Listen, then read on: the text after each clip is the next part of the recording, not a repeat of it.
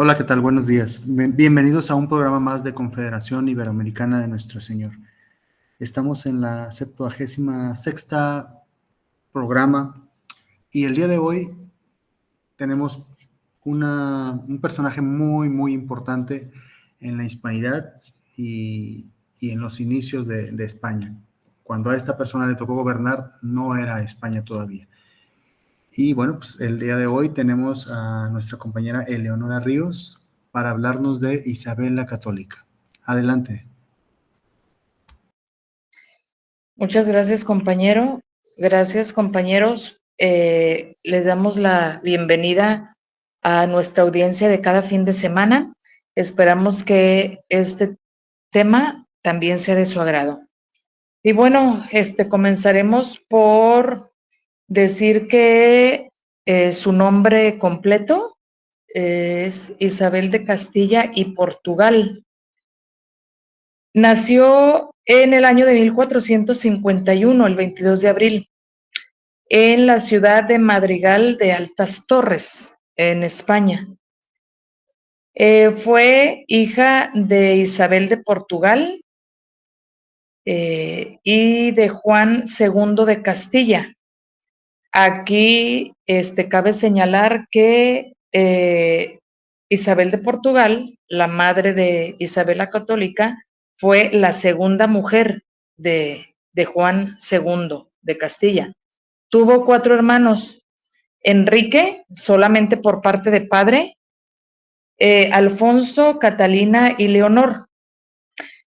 Y aunque si bien es cierto que como verán, pues su destino no era ocupar el trono, porque tenía un hermano mayor y varón además, que bueno, aunque no era hijo del matrimonio, pues era hijo legítimo del padre. Y bueno, pues obviamente que el destino le tenía otra cosa destinada a Isabel.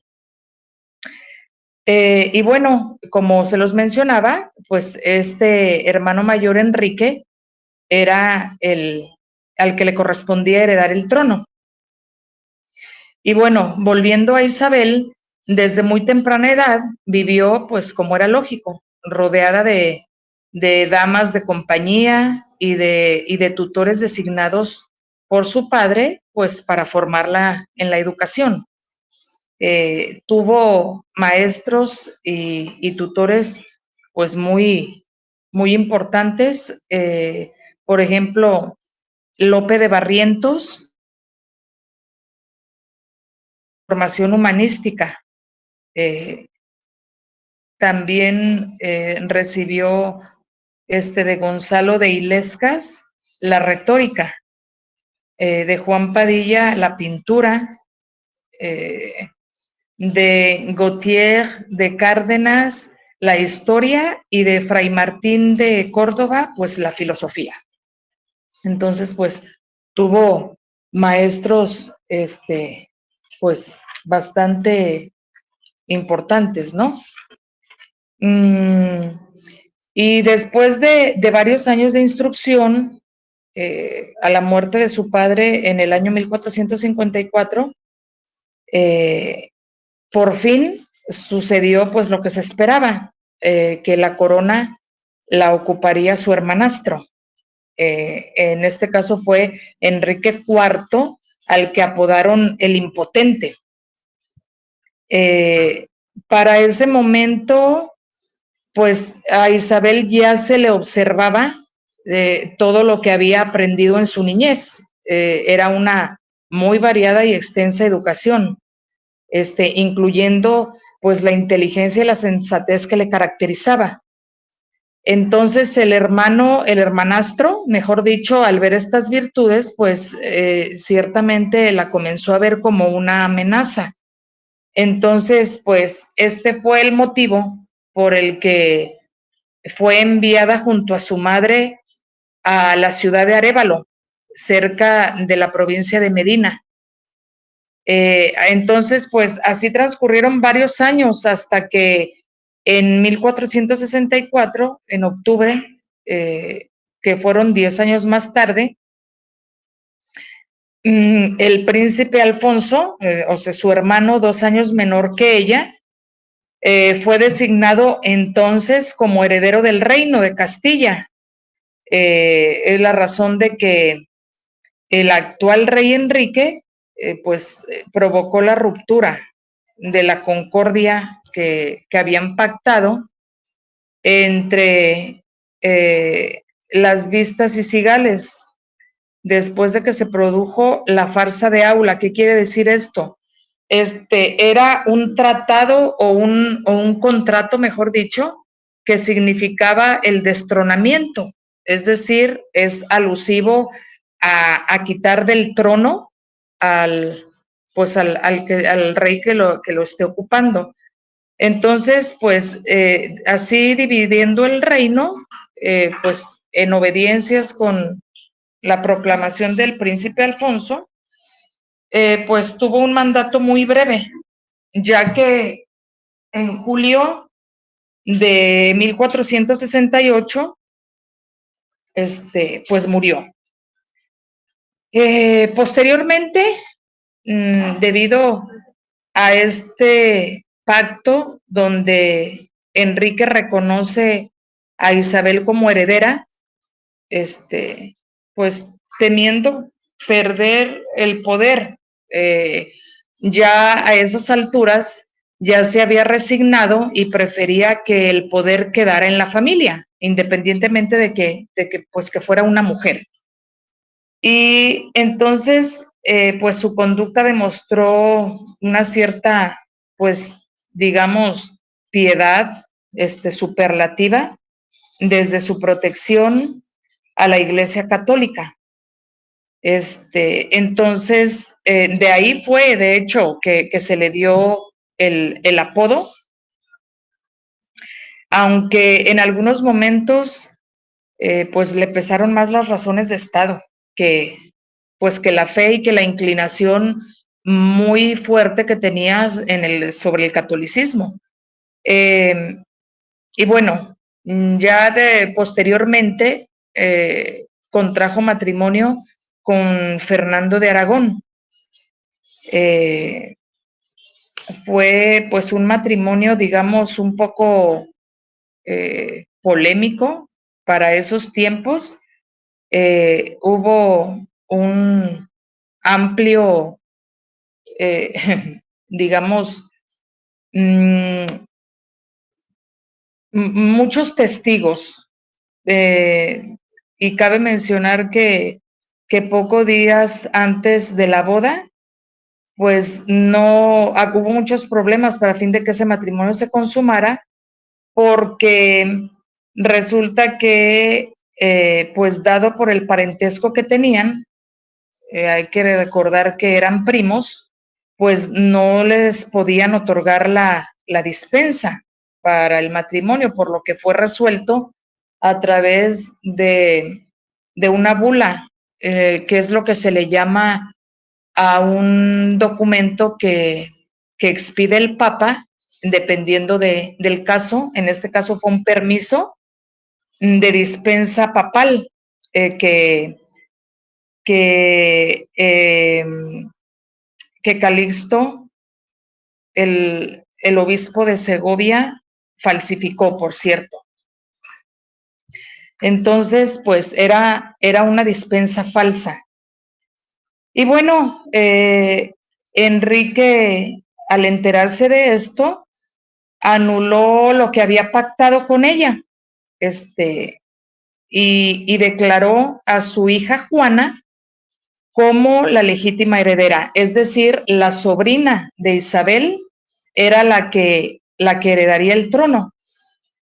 Y entonces resulta que a su muerte en diciembre de 1474, la nobleza se agrupó en torno a ella y efectivamente se hizo efectiva, valga la redundancia, la herencia, ¿no? Entonces, en contra de los derechos de Juana la Beltraneja, que es ella la hija y la sobrina de Isabel.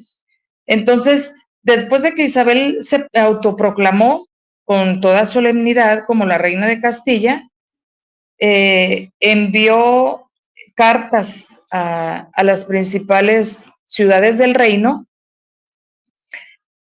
pues exigiéndoles obediencia, ¿no? No sin antes entablar una guerra con su sobrina. Entonces, pues todo esto coincidió con el conflicto, con la unión, pues unión dinástica de las dos coronas de Castilla y de Aragón. Y bueno, pues la victoriosa Isabel exigió que su sobrina entrara como monja en el convento de las Clarisas, se llamaba de Clarisas de Coimbra. Y bueno, con esto, ¿qué era lo que pretendía la reina? Pues garantizar a como diera lugar que la sobrina no tuviera descendencia, ¿verdad? Porque por obvias razones ella iba a tener la preferencia para heredar el trono, cosa que Isabel no quería. Entonces, pues por sí misma ejerció su poder, y posteriormente, pues llevó su reinado, pues muy prestigioso, junto con su esposo. Inauguraron en España el Estado moderno que se le llamó. Con esto inició el camino, digamos, a una unidad territorial, surgiendo la monarquía autoritaria, pero con una nueva organización interna. Y se propusieron los reyes terminar con el último bastión musulmán que quedaba en Europa Occidental, mediante la conquista del reino de Nazarí, de Granada, de 1481 a 1492, que repoblaron, me parece que con más o menos 35,000 castellanos por ahí. Creo que fue poco antes de que estableciera también la Inquisición en 1478, que al principio se dirigió contra los que judaizaban en Andalucía, y pues después se extendió por todo el reino, siendo los primeros expulsados los judíos, y tomó como medida complementaria esa, puesto que les obligaba mediante decreto a convertirse al catolicismo o a emigrar. Entonces, pero aquí es muy importante hacer una acotación. En nuestros días está muy malversada, por no decir satanizada, la palabra Inquisición. Realmente, si investigamos un poco y vemos cuál es la definición de inquisidir, no es otra cosa más que cuestionar, preguntar, indagar, y eso era lo que precisamente Isabel la Católica inició y promovió con eso. Era simple y sencillamente hacer cuestionamientos acerca del por qué no eran simpatizantes de la religión. Entonces, ¿por qué la Inquisición tiene un término pues mal aplicado? Porque ahí entraron los masones, gracias a los masones que tuvieron la idea, la estrategia de inmiscuirse en la iglesia y bueno, comenzar a hacer esas barbaridades simulando que pues era una obligación convertirse a la religión católica y que si no lo hacían, bueno, eran sometidos a tortura y a todo lo que ya conocemos.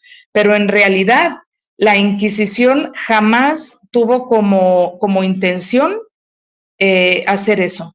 Isabel la Católica siempre lo hizo por los medios de paz, tal y como la religión lo dicta, pero bueno, ahí vieron la oportunidad, la masonería, de meter sus garras y actuar dentro de la iglesia de manera que, esta misma se viera como una asesina intolerante que si no se apegaban al catolicismo, bueno, sufrían las peores torturas. Eso solamente como un paréntesis. Y bueno, al no conseguir que los judíos se convirtieran, pues, como les decía, tomaron como ventaja eso y utilizaron métodos más severos que imponía el cardenal. Ya a esas alturas, ya con los masones dentro, bueno, provocaron rebeliones seguida de conversiones, entre comillas, en masa al catolicismo, ¿no? Pero no por convencimiento, sino por miedo. Entonces, así continuó hasta su muerte. Eh, mm, Tuvo un cáncer uterino y otorgó su testamento, un título que le concedió el Papa Sexto, y falleció pues poco antes del mediodía, el 26 de noviembre, en el Palacio Real de Medina. Fue inhumada en una sepultura en el monasterio de San Francisco el 18 de diciembre de ese mismo año. Y poco después, sus restos, junto con los de su consorte Fernando, fueron trasladados a la Capilla Real de Granada, donde también reposan los de su hija Juana I y del esposo de le llamaron Felipe el Hermoso, que no tenía nada de hermoso, por cierto. Y bueno, sus últimas palabras fueron: no lloréis por mí, ni perdáis vuestro tiempo en vanas plegarias por mi curación. Rogad más bien por la salvación de mi alma. Y pues bueno, aquí también hago un paréntesis. Isabel la Católica, entre sus contribuciones a la historia, digámoslo así, apoyó el primer viaje de Cristóbal Colón en 1492, lo que, bueno, todo el mundo sabemos que lo que llevó al inicio de la conquista de América.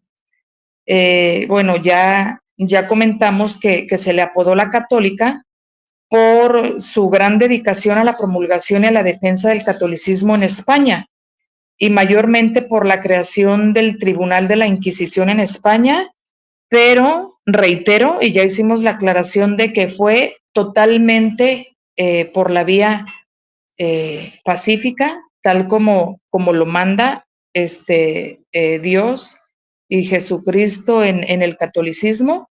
Y bueno, ya comentamos lo que hicieron los masones. Algunos datos curiosos fue que se casó después de escapar de los nobles que la custodiaban. Si recuerdan, el hermano la alejó lo más posible para que para no tenerla cerca, puesto que temía que fuera a heredar el reino. Y resulta que el esposo antes la visitaba disfrazado de comerciante. Tenía 23 años cuando se convirtió en la reina de Castilla, y bueno, pues su legado marcó el comienzo de la unificación de España y el fortalecimiento de la monarquía. Y bueno, ya mencionamos que patrocinó los viajes de Cristóbal Colón. Y pues esto es un resumen de de la vida y obra de Isabel la Católica, compañeros. Y bueno, no sé si tengan alguna opinión, soy toda oídos.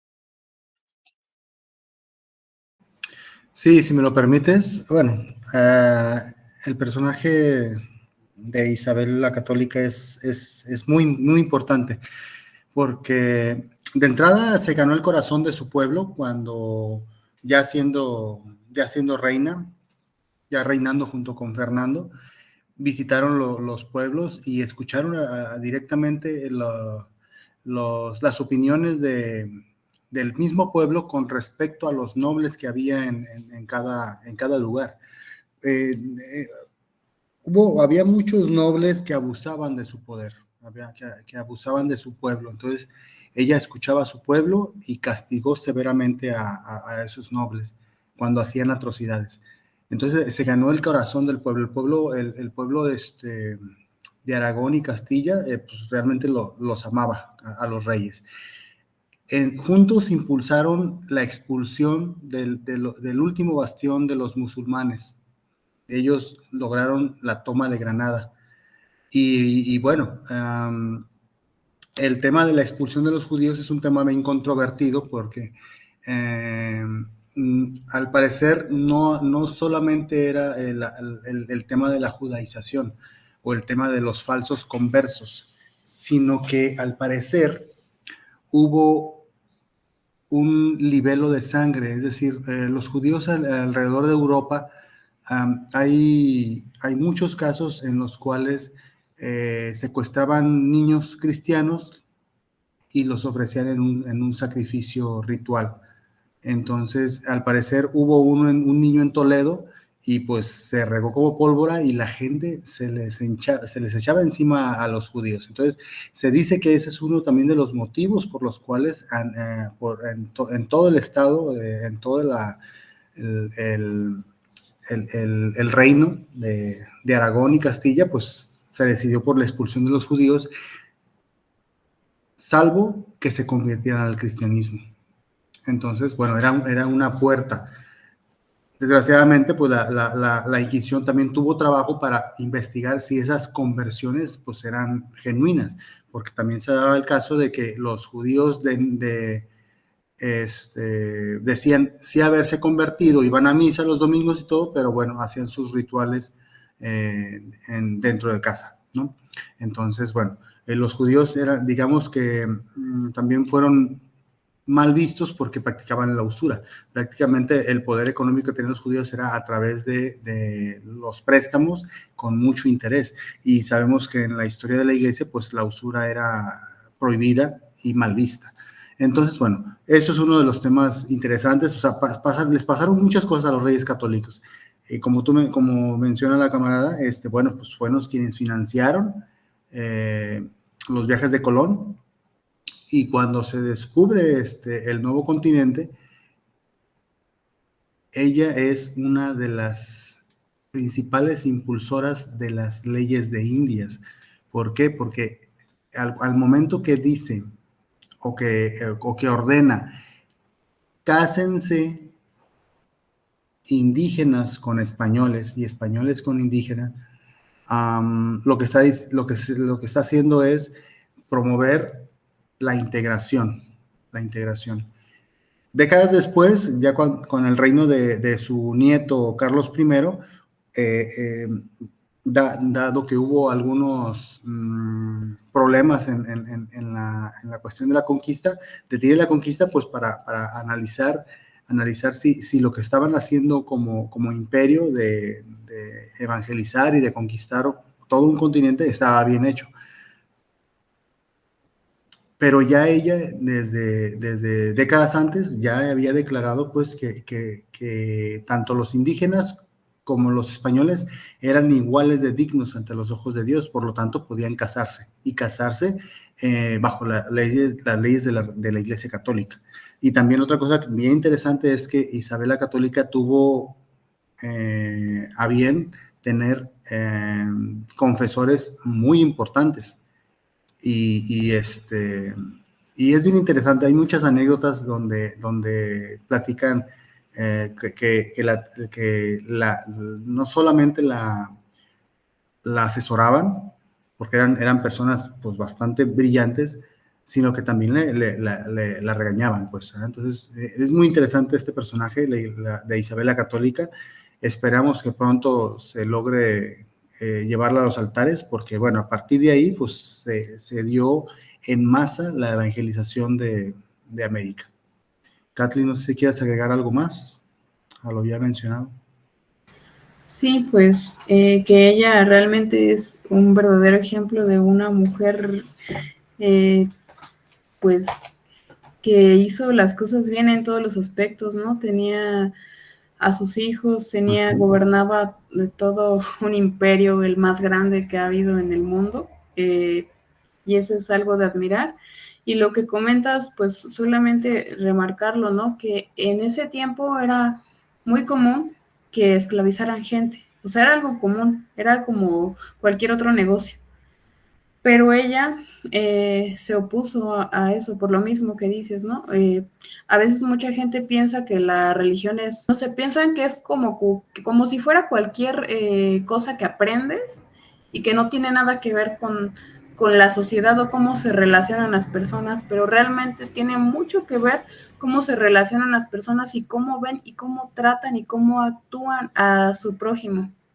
Entonces, como dices, ella, aparte de que impulsó que se mezclaran, evitó que los vieran como inferiores, ¿no? Que los esclavizaran. Entonces, ella rompió el paradigma de ese tiempo, que era algo común que se comerciaran personas.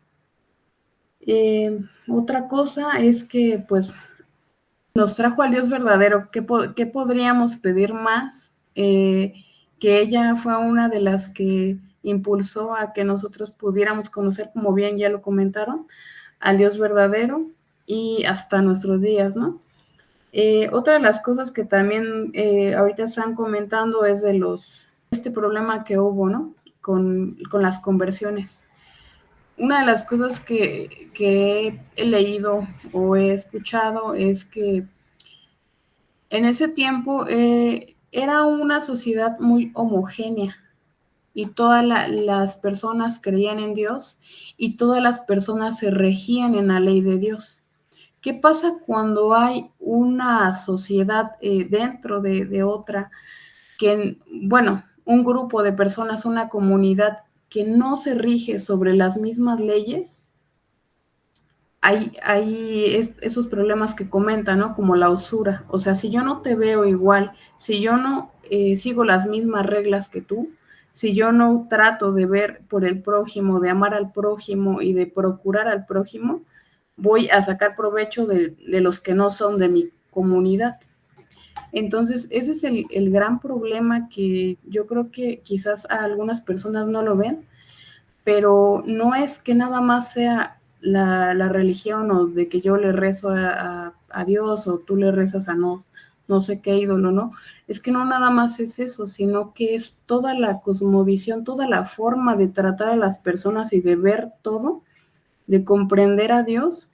Eso es muy importante porque así vas a actuar con todas las personas, con tu prójimo, con todos, ¿no? Entonces, a ayudarlos, a lo mejor, si tú no estás bien, no nada más decir yo voy a estar bien, sino yo voy a hacer todo porque los demás también estén bien, no nada más yo. Entonces, eso es algo que se replica en la sociedad y que hace que la sociedad esté mejor. Y esto claramente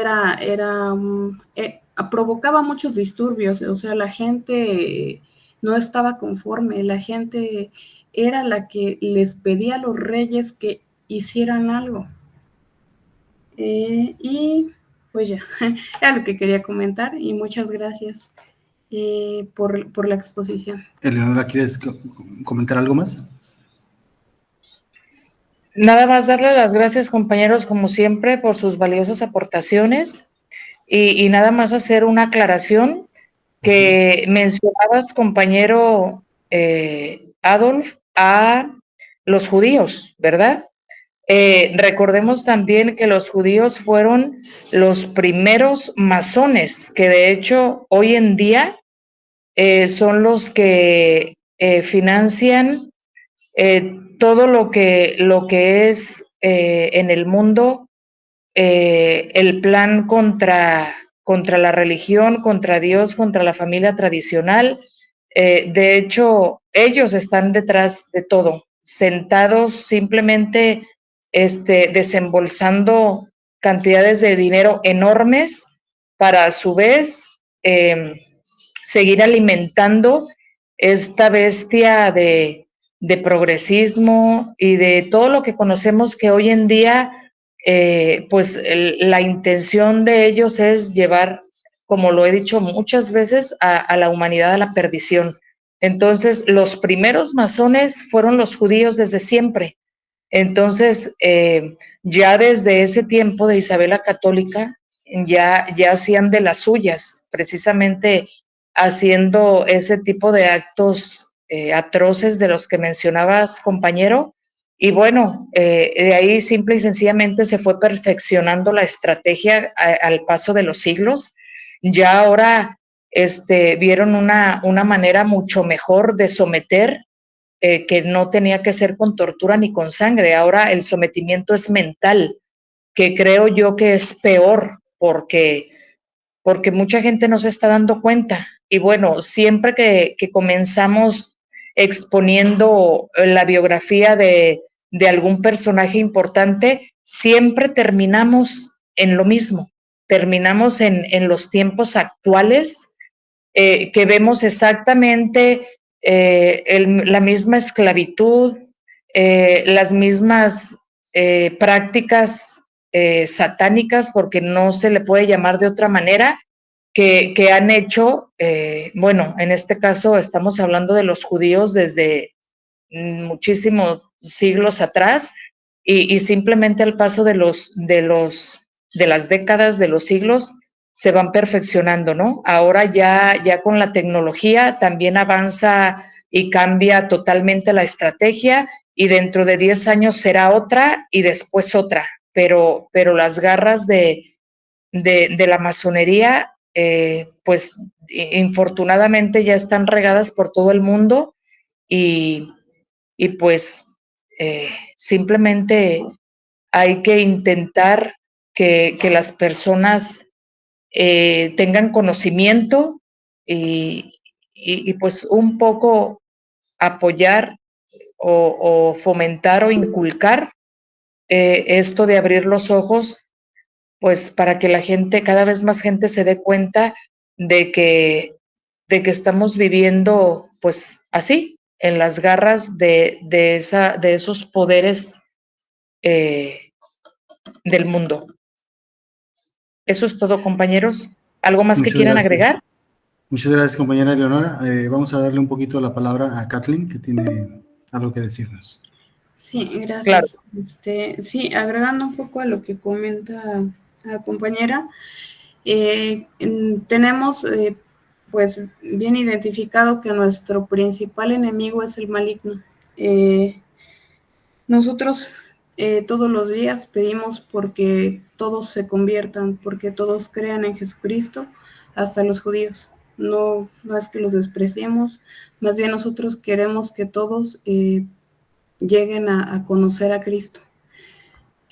Una de las cosas que llegaron a pasar con Isabel la Católica y con la Inquisición es que los judíos de origen, hubo algunos que se convertían sinceramente y sus familiares, sus conocidos, los acusaban de que habían sido traidores, y estos a su vez los acusaban con la Inquisición para que los justiciaran injustamente. Ellos, entre ellos, a pesar de que había sinceros, porque sí hubo conversos sinceros en ese tiempo, sufrieron mucho. Entonces, cuando yo estaba leyendo un libro respecto a eso, de que hubo algunos que fueron sinceros y que sufrieron mucho por esto, sí fue yo creo que ellos tienen mucho mérito en haber hecho eso, ¿no? Porque a pesar de todas las consecuencias, porque ellos les llamaban traidores, ¿no? Y los acusaban y hacían de todo para verlos muertos. Y así le hacen, actualmente así le hacen.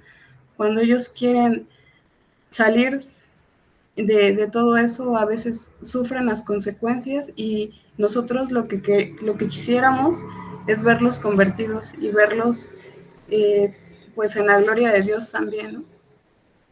Es lo único que quería comentar. Gracias por el dato, compañero. Pues muchísimas gracias a todas las compañeras por sus aportaciones.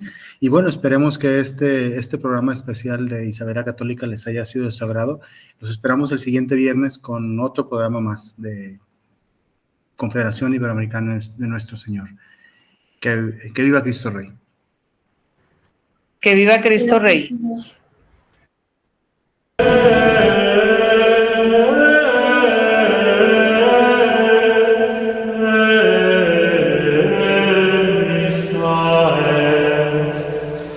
Missa est